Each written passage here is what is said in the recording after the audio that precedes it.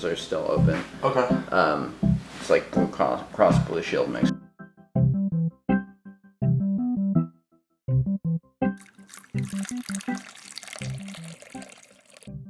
Hey guys, this is James. And this is Denny from TeaDB bringing you guys episode 211. Yes, indeed. So today we have a blast from the past. We are doing the original Pu'erh that we brought onto the show. So if you want to go way back, I believe it was episode 9, where we brought on the Menghai Dayi 2009-7542. Which is one of their landmark recipes. I think I explained it back then, but we'll do it again since it's been a while. Yep. So that means the recipe was developed in 1975. The average leaf grade, which is the leaf size, which goes from 0 to 9, is 4.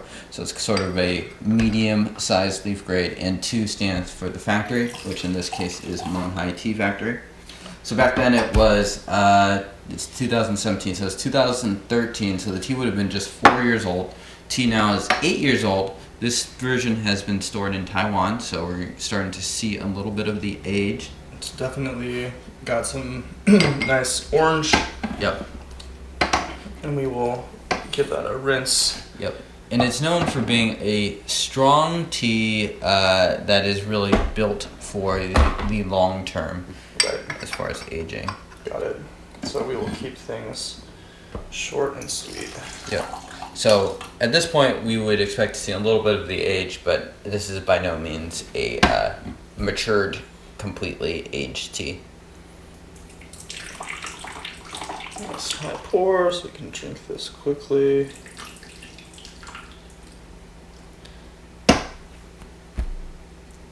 We're gonna do it? Let's drink some tea. Hashtag TeaDB. That's what we do on the show.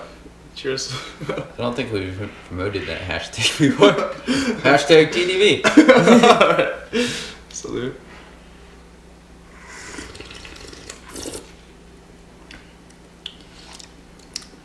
It's good. It's much stronger than the green tea we just brought on. I don't know what you're talking about because I'm wearing a different shirt, and that means that it's been a week. Yeah, I've been wearing the same shirt for this whole week. Nice, not too bitter. It actually has like a really nice finish. Yeah. I'm getting now. I'm getting a lot of cooling menthol. Are you getting that at all? I could Top get of that, my roof of my mouth a little bit. For me, it's very pungent. The texture is actually, it's pretty thick. It's surprisingly soft. And then it's sort of like, I don't know, oily hay is sort of the note I'm getting. Definitely getting some oily. And gearing towards yellower than red, but still a nice orange. And that was great for a first steeping. Lots of body. I think that we're gonna have to tread lightly because it will get bitter. So Yes, I agree. And we can just sort of peek in that the leaves have slowly started to expand. yeah, let's get a smell. Yeah, that's a good idea. You can definitely smell the age on it. Still plenty of greenness in it. Yeah, it's got like that sort of viney greenness going on. But it has probably what Denny would sometimes describe as sort of like that gasoline-y fuel taste to yeah, it. definitely. Yeah. Yeah. Cheers. Cheers, guys.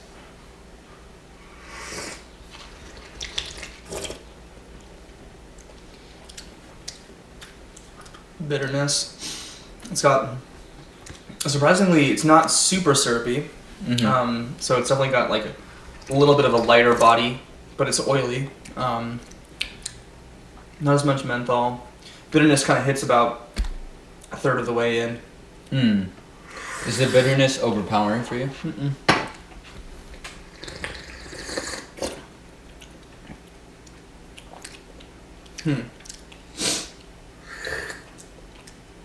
I'm not really getting the vegetal flavors in the cup, or in the brew, at all. So let's keep going.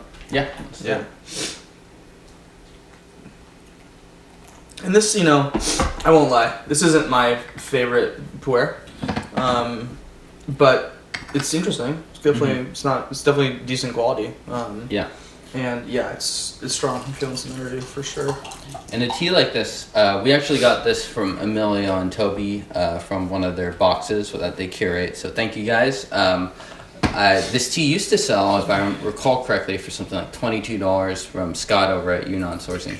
So it's not necessarily intended to be anything especially fancy. I'm not sure exactly what those two guys sell it for now. I don't think it's on Scott's site anymore. Mm-hmm. But I guess probably about twice as much, if not slightly more. Mm-hmm. So one of those teas where value has appreciated, but the tea is still reasonably affordable. Yeah, absolutely. Yeah.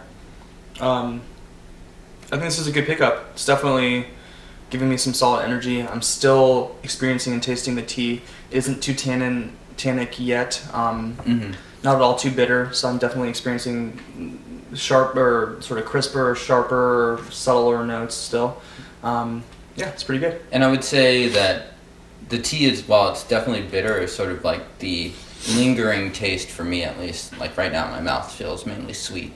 I'm sort of salivating and stuff like that. So I think that's also a hallmark of that the tea is not messed up in terms of processing or anything like that. The bitterness is sort of the converting type. Yeah, and get in there now.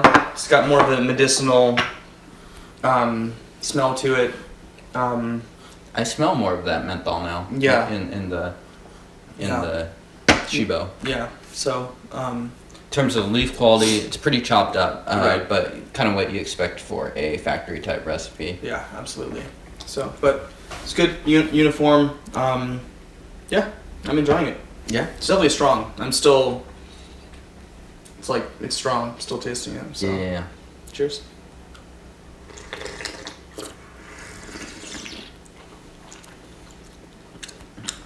Now we're getting to the deeper body. Still bitter. Still bitter.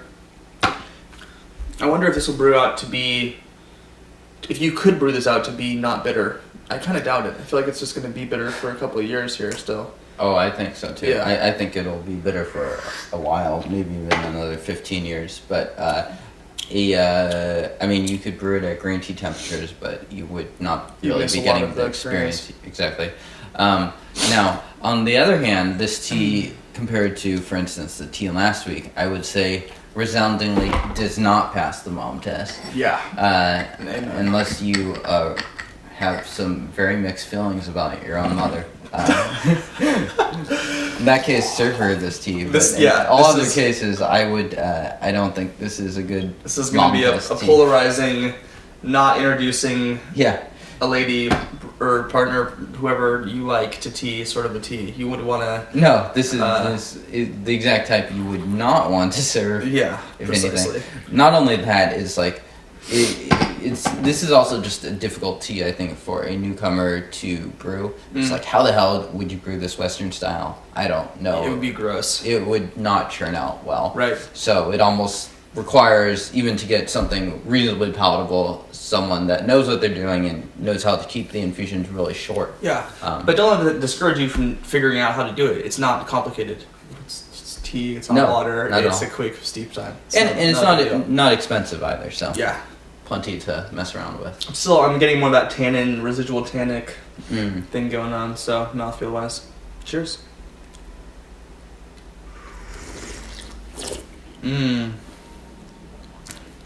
Getting a lot more sweetness and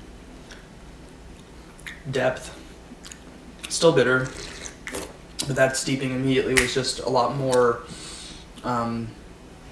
Just a lot more flavor. More engaging mouthfeel and stuff. Would you say that this tea has been pretty dynamic so far?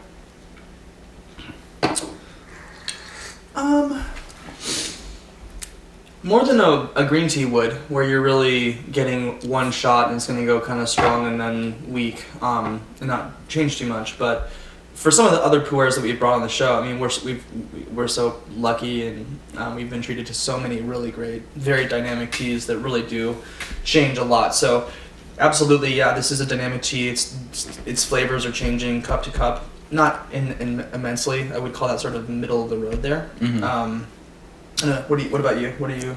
Yeah, I mean, I would say that the potency of it has sort of changed a bit, and I think that may be just a product of the leaf sort of expanding out. Yeah. But I mean, like, if you think about the previous episode, the green tea would have been well done by now, and we're still going on this. So it's just strong. more stuff. I've actually brewed this once recently, and I found that the flavor really started to soften out. It would hit a point where it's getting stronger and stronger and stronger. Mm-hmm. And you finally reach a point where it softens up, and then that's where the tea really got a lot sweeter, and you could push it a little bit more. Mm-hmm. I don't think we're quite at that point yet, Yeah. but yeah, I mean, the tea is certainly strong. Yeah, absolutely. Let's keep going. Cheers, guys. Cheers.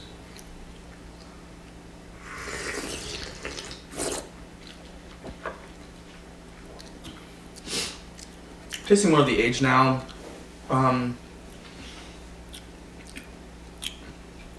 It's getting a little bit lighter in terms of the brew. I should probably heat the water up again. Bitter. The sweetness has gone back down a little bit. And then that sort of mentholy, residual, herbal, Chinese medicine Yeah. shop kind of flavors going on. And I think specifically that last thing that Denny mentioned, I think that would be something that was probably not in the tea when we tasted it 4 years ago. Certainly not in the tea when it was first produced Yeah. in 2009. Yeah, so. absolutely. That flavor profile comes with that age.